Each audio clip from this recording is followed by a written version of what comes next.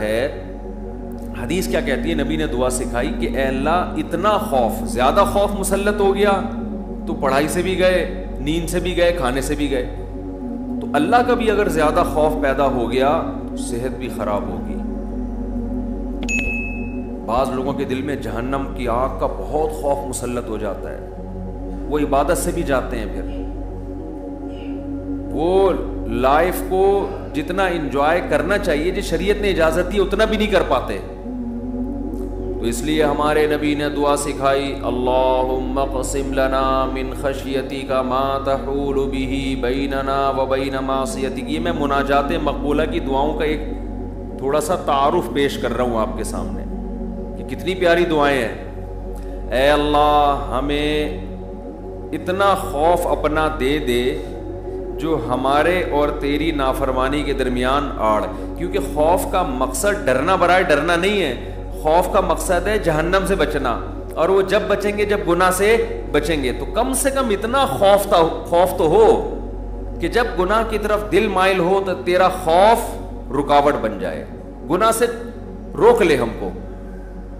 وَمِن طَاعَتِكَ مَا تُبَلِّغُنَا بِهِ جَنَّتَكَ. اپنی اطاعت کا اتنا جذبہ دے دے جو ہمیں جنت تک پہنچا دے. کیا ہو گیا بھائی، کیا ہوا؟ اچھا، وَمِن طَاعَتِكَ مَا تُبَلِّغُنَا بِهِ جَنَّتَكَ، یہ اسی کی تکمیل ہے. وَمِنَ الْيَقِينِ، یہ بڑا پیارا جملہ ہے، وَمِنَ الْيَقِينِ مَا تُهَوِّنُ بِهِ عَلَيْنَا مَصَائِبَ الدُّنْيَا. اے اللہ اپنا اتنا یقین دے دے، اتنا یقین، تیری ذات پہ اتنا یقین آ جائے کہ تو سب کچھ کرنے والا تو ہی ہے. اتنا یقین آ جائے کہ دنیا کی مصیبتیں ہلکی لگنے لگیں، ڈپریشن میں نہ جائیں ہم مصیبتوں کی وجہ سے. جو اللہ کو نہیں مانتے نا، جب وہ دیکھتے ہیں کوئی ٹینشن آ رہی ہے تو وہ کہتے ہیں یار اس ٹینشن کی یہ وجہ ہے اور یہ وجہ تو ختم نہیں ہوگی، تو میں تو ٹینشن میں زندگی گزاروں گا. وہ خودکشی کی طرف جائیں گے. اور جس کو پتا ہے کہ یہ دینے والا کون ہے، اللہ، وہ میرا خیر خواہ ہے، وہ مجھے سنورنے اور بنانے کے لیے دے رہا ہے، وہ یہ ٹینشن دور بھی کر سکتا ہے، وہ کسی سبب کا محتاج نہیں ہے، اس میں میرا فائدہ ہے، تو اس سے وہ ٹینشن کیا ہو جائے گی، ہلکی. تو اے اللہ اتنا یقین اپنا دے دے جس یقین کی وجہ سے دنیا کی مصیبتیں ہمیں ہلکی لگنے لگیں. اگر اتنا بھی یقین نہیں ہے تو یہ یقین نہیں ہے. وَمِنَ الْيَقِينِ مَا تُهَوِّنُ بِهِ عَلَيْنَا مَصَائِبَ الدُّنْيَا وَمَتِّعْنَا بِأَسْمَاعِنَا وَأَبْصَارِنَا وَقُوَّاتِنَا أَبَدًا مَا أَبْقَيْتَنَا. اے اللہ تو نے ہمیں آنکھ کی نعمت دی، سننے کی نعمت دی، بولنے کی نعمت دی، چلنے کی اور بات کرنے کی، یہ تمام نعمتیں جب تک ہماری زندگی ہے یہ نعمتیں ہم باقی رکھنا، معذوری سے ہمیں بچانا. سمجھ رہے ہو کہ نہیں سمجھ رہے؟ آج لوگ دولت مانگ رہے ہوتے ہیں، صحت کو فوکس نہیں کر رہے. آنکھ کی بینائی چلی جائے خدا نہ خواستہ، کیسی اندھیر زندگی ہے. سننے کی طاقت چلی جائے. وَمَتِّعْنَا بِأَسْمَاعِنَا وَأَبْصَارِنَا وَجَمِيعَ قُوَّاتِنَا أَبَدًا مَا أَبْقَيْتَنَا وَاجْعَلْهُ الْوَارِثَ مِنَّا. یہ اس سے بھی زیادہ خاندانی جملہ. کافر بھی چاہتا ہے کہ میری آنکھوں میں دیکھنے کی طاقت، کانوں میں سننے کی طاقت، زبان میں بولنے کی طاقت، میری تمام جو جسم کے پارٹس ہیں وہ صحیح رہیں تاکہ میں دنیا کی نعمتوں سے مزے اڑاؤں. تو اے اللہ ہم صرف اس لیے نہیں کہہ رہے کہ یہ تمام چیزیں باقی رکھ کہ ہم دنیا میں مزے اڑائیں، دنیا میں بھی لذت، اور یہ جو تو نے ہمیں طاقتیں دی ہیں یہ آخرت میں بھی ترقی کا ذریعہ بن جائیں. تو ڈبل مزے ہو گئے کہ نہیں ہو گئے ہے بھائی؟ کیونکہ جس آدمی میں قوت اور طاقت نہیں ہوتی مختلف چیزوں کی، وہ آخرت کے کام بھی زیادہ نہیں کر سکتا. تو وَاجْعَلْهُ الْوَارِثَ مِنَّا، ان کے اثرات باقی رہے، قیامت کے دن فائدہ ہو. ان آنکھوں سے ہمیں، ان کان سے اچھی بات سنی تھی اور ہدایت مل گئی، تو یہ فائدہ ہو گیا نا اس کان کا آخرت میں. آنکھوں سے اچھی چیز دیکھی اور ہدایت مل گئی. اللہ کی نشانیاں دیکھیں اور عبرت حاصل ہوئی ان آنکھوں سے, ماں باپ کی زیارت کی, بیت اللہ حج کی, اللہ کے گھر کی زیارت کی, تو یہ آنکھوں کی لذت بھی ہے, اور اس لذت سے دنیا کا فائدہ بھی اور آخرت کا فائدہ بھی. وَاجْعَلْهُ الْوَارِثَ مِنَّا وَاجْعَلْ ثَأْرَنَا عَلَى مَنْ ظَلَمَنَا وَانْصُرْنَا عَلَى مَنْ وَاجْعَلْ ثَأْرَنَا عَلَى مَنْ ظَلَمَنَا وَانْصُرْنَا عَلَى مَنْ عَادَانَا. جو ہم سے دشمنی کرے اے اللہ تو اس کے خلاف ہماری مدد کر. دنیا میں بہت سارے دشمن ہیں, کچھ کو آپ جانتے ہیں, بہت سو کو نہیں جانتے.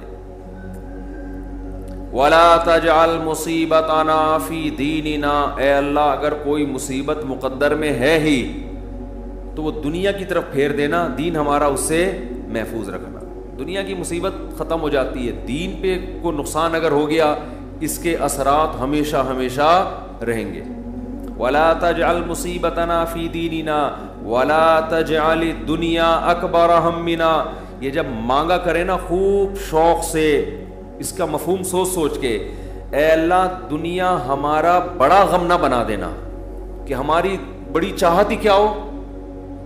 آج آپ دیکھیں, آپ کسی سے پوچھیں تجھے دنیا میں سب سے بڑی ٹینشن کیا ہے, وہ کیا بزنس. تیرا سب سے بڑا مسئلہ کیا ہے, صحت. تیرا سب سے بڑا مسئلہ کیا ہے, بیوی ٹھیک ہو جائے.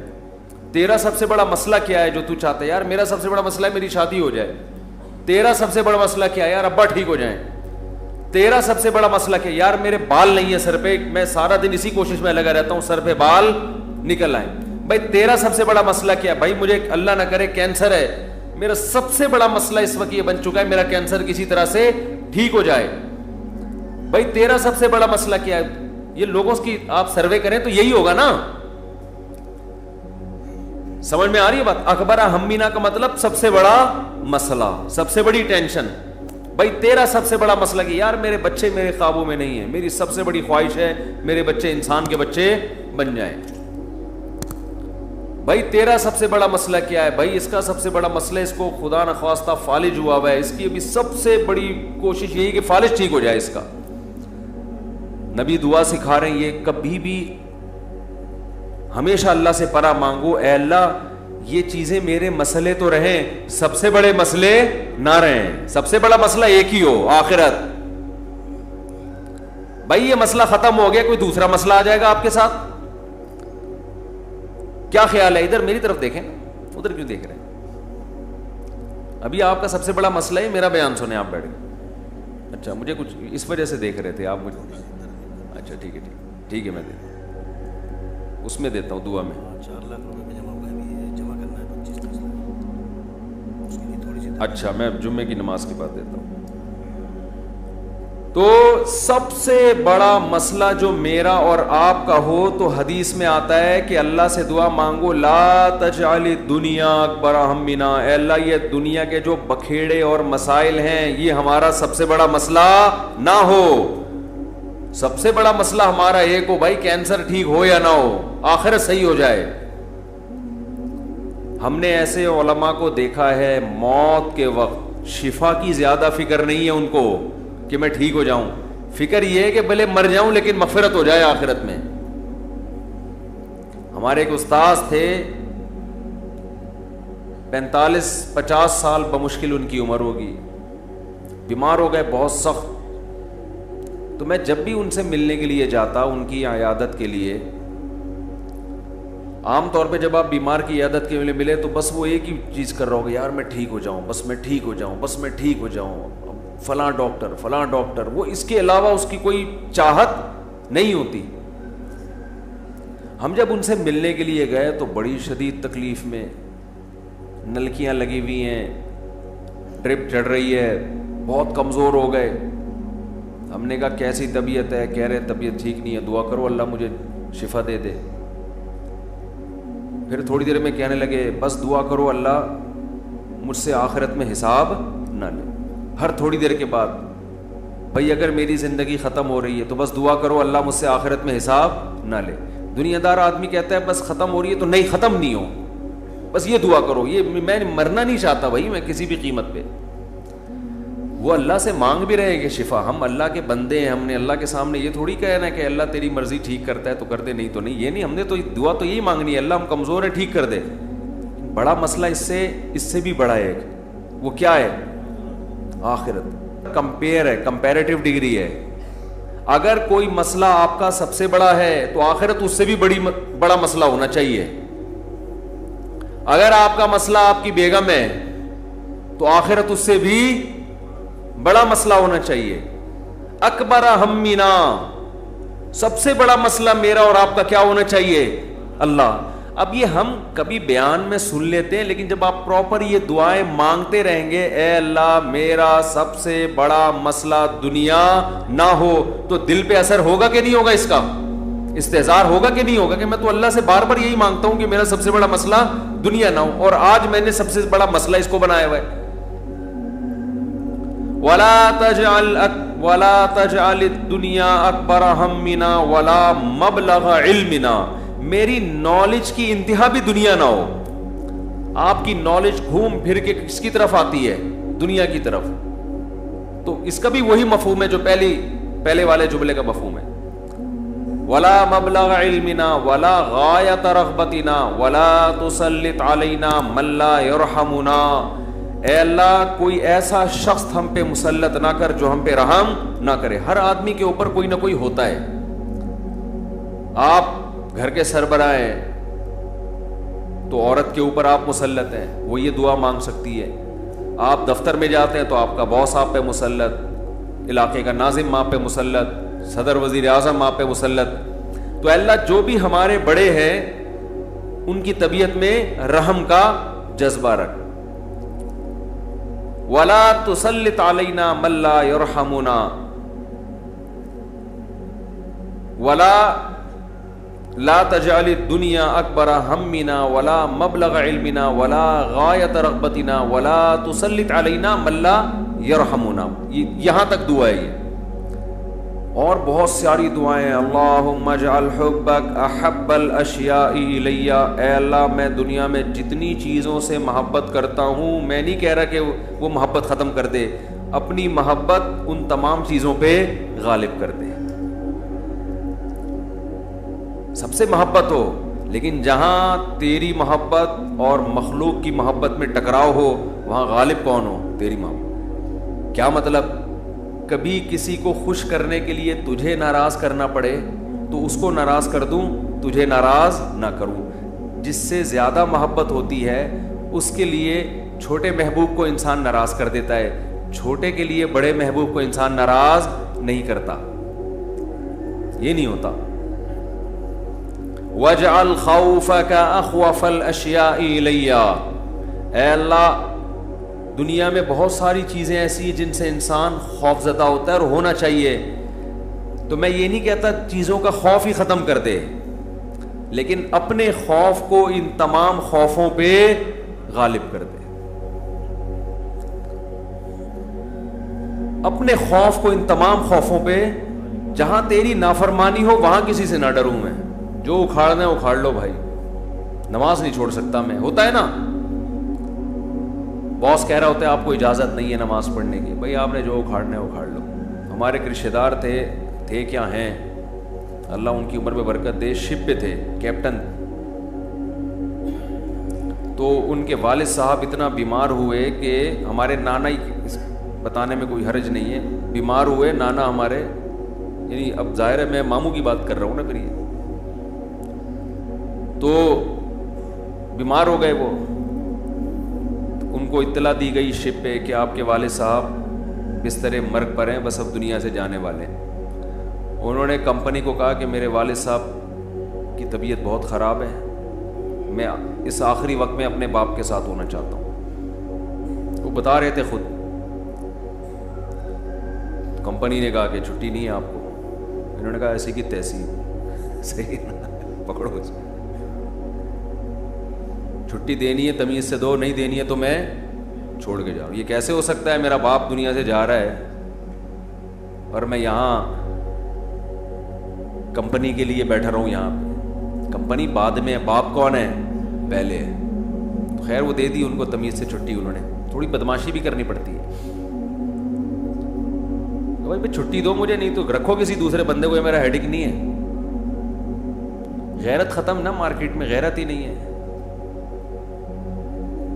تو باپ ماں یہ رشتے ایسے تھوڑی ہے کہ آپ کمپنی باس چھٹی دے دیں گے تو چلا جاؤں گا, نہیں تو سر میں مجبور ہوں. بھائی تمہارے باپ کو بھی چھٹی دینی پڑے گی.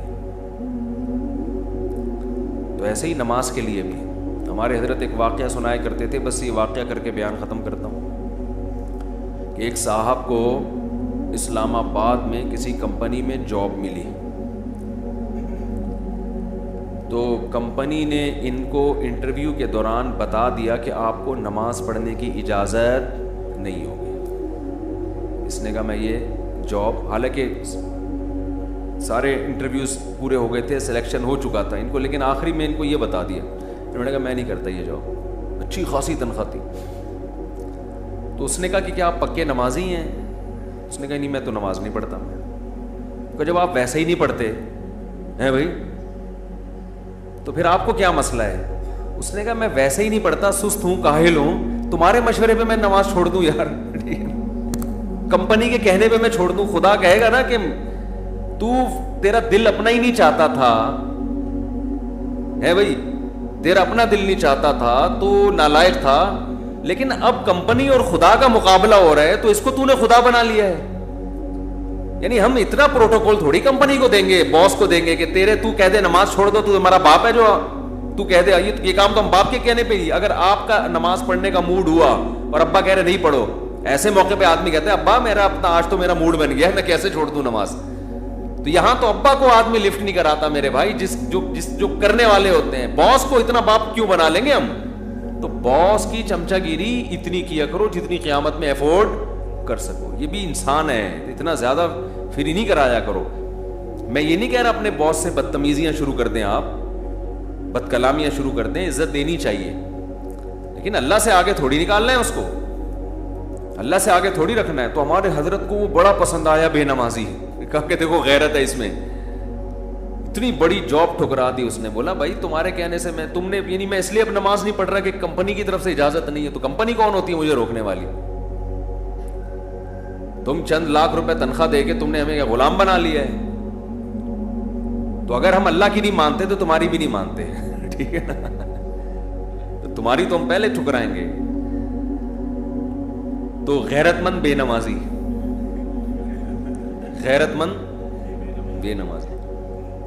خیر نماز پڑھنی چاہیے, نماز کی ویلیو کم نہیں ہے. تو یہ ہے وَجَعَلْ خَوْفَكَ أَخْوَفَ الْأَشْيَاءِ إِلَيَّ وَقْتَعْنِي حَاجَاتِ الدُّنْيَا بِالشَّوْقِ إِلَىٰ لِقَائِكَ. اے اللہ اپنی ملاقات کا شوق اتنا دے دے کہ دنیا کی حاجتوں کی تمنا نہ رہے.